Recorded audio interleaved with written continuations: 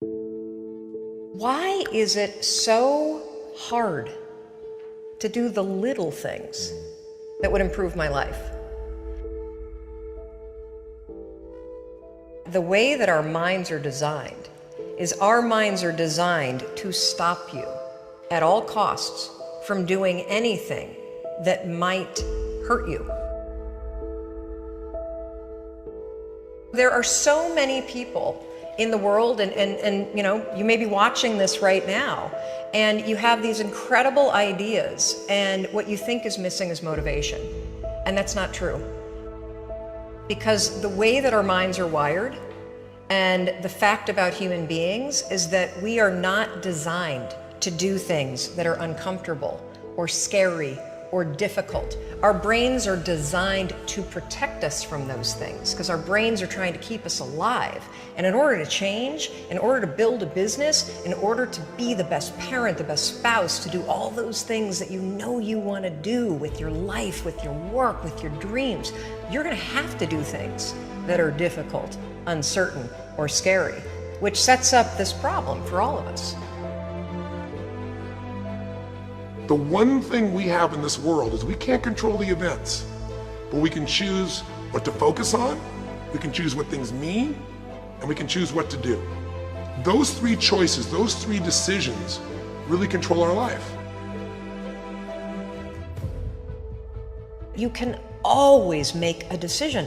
That's always in your control. Staying with somebody that treats you like garbage is a decision. It is. Staying at a job that you hate is a decision. Staying in the body that you are not proud of is a decision. Is it going to be easy? No, it's not going to be easy to change. It's simple. It's your job to push yourself. It's not the smartest people who achieve success. It's the people who procrastinate less, make fewer excuses, as they take actions every day towards the goals that they want to achieve. Indecision is the thief of opportunity. Indecision means the door is still closed. Indecision means the opportunity waits. Indecision means what could be is postponed or may never be. If you want to be successful at anything in life, never leave the sight of setting a goal without doing something that commits you to fulfillment. The next morning, the alarm goes off, and I pretended NASA was there.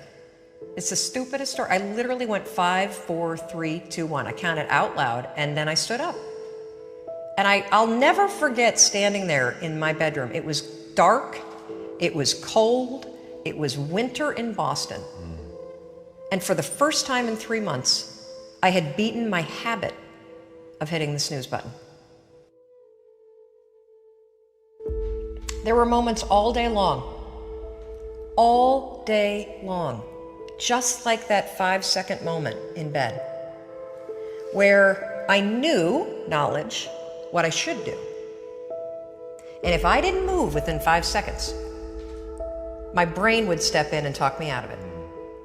Every human being has a 5-second window, might even be shorter for you. You have about a 5-second window in which you can move from idea to action before your brain kicks into full gear and sabotages any change in behavior. Your life is what you think it should be. That's exactly what you are right now. You are what you thought you should be. And if you don't like who you are, you got to change what you think you should be. What you think is more important than what you do. And so if you want to change, you got to work on this attitude bit. Decide, commit, act, succeed, repeat. The one thing that all the greats have in common is they sweat the small stuff. They pay very, very close attention to every detail. What makes you comfortable can ruin you. And what makes you uncomfortable is the only way to grow. What you are and what you become depends on how you use your time. The billionaire and the beggar both have 24 hours every day. The old and the young, the black and the white, the Indian and the Asian are all given the same amount of time every day.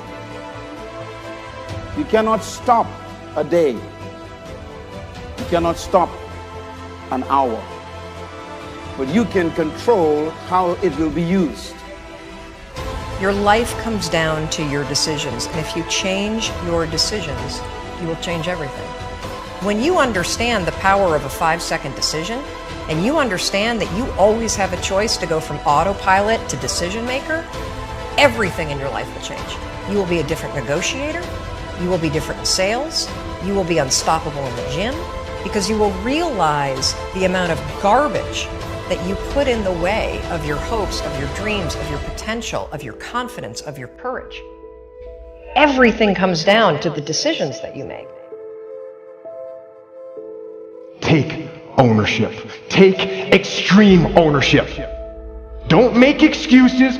Don't blame any other person or any other thing. Get control of your ego. Take ownership of everything in your world, the good and the bad. Take ownership of your mistakes. Take ownership of your shortfalls. Take ownership of your problems. And then take ownership of the solutions that will get those problems solved. Take ownership of your mission. Take ownership of your job, of your team, of your future, and take ownership of your life. The first source of inspiration is deciding. Second source of inspiration is planning. And now, here's a big source of inspiration: beginning. Getting started. Actually turning thought and the notes on the paper, the plans, actually now committing it to action. Getting started. I'm a humongous believer that ideas are and that execution's the game.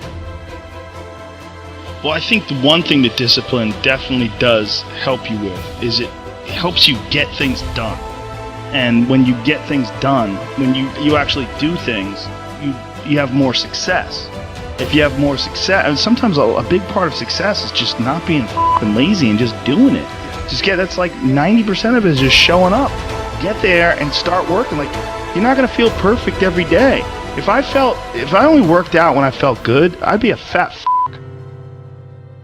Discipline, it does start with waking up early. It really does.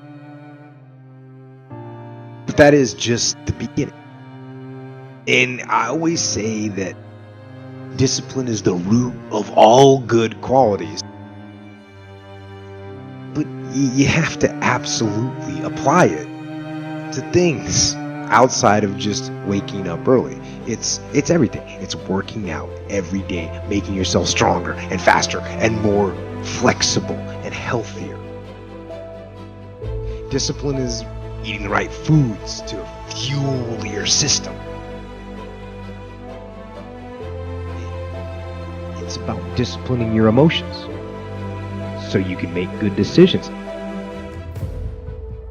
Doing the tasks that you don't necessarily want to do, but that you know will help you. The thing about self-discipline is that it is necessary for everything you do in your life. You have to be self-disciplined. Discipline is not punishment. It's not. If you change your mindset and really focus it on what discipline really is, you start to welcome discipline. You welcome self-discipline into your life. People have to know you, not because, oh, he's a good salesman. Oh, he's a good this. Oh, he's an artist. People need to know you for one major thing first. He works. He produces. The guy's there every day. The guy's pushing and shoving. Because the truth is, no matter how good your ideas are, how good your art is, or how good your skill set is, If you're not working, man, if you're not vibrating at a frequency that people say, my God, how does that guy do all that? If you're not vibrating at that rate, if you're not working at that level, you're not going to make it.